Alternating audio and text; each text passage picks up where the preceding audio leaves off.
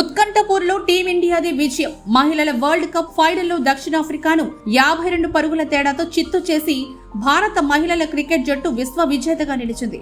Final మ్యాచ్లో భారత అమ్మాయిలు అదరగొట్టేశారు.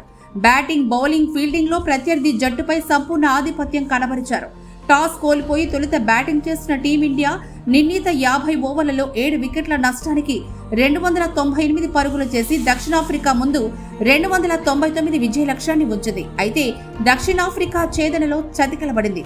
45.3 ఓవర్లలో 246 పరుగులకి ఆలౌట్ అయింది.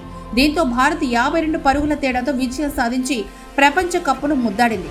ఈ విజయంతో భారత మహిళల క్రికెట్ చరిత్రలో సువర్ణాధ్యాయం ప్రారంభమైందని చెప్పాలి. భారత జట్టు వరల్డ్ కప్ విజేతగా నిలిచిన తర్వాత ఇండియాలో క్రికెట్ రూపురేఖలు ఎలా మారిపోయాయో, క్రికెట్ కు ఆదరణ ఎంతగా పెరిగిందో తెలిసిందే.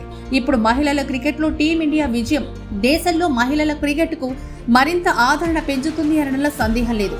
సెమీఫైనల్లో ఆస్ట్రేలియాపై అద్భుత విజయంతో ఆత్మవిశ్వాసంతో ఫైనల్లోకి ప్రవేశించిన హర్మన్ ప్రీత్ సేన దక్షిణాఫ్రికా పైన అద్భుత ఆటతీరు ప్రదర్శించింది. టాస్ ఓడి తొలుత బ్యాటింగ్ చేపట్టిన టీం ఇండియాకు అద్భుత ప్రారంభాన్నిచ్చింది. ఓపెనింగ్ జంట స్మృతి మంధాన, షెఫాలి వర్మ. ఇక షెఫాలి వర్మ 78 బంతుల్లో 7 ఫోర్లు 2 సిక్సర్లతో 87 పరుగులు చేసింది.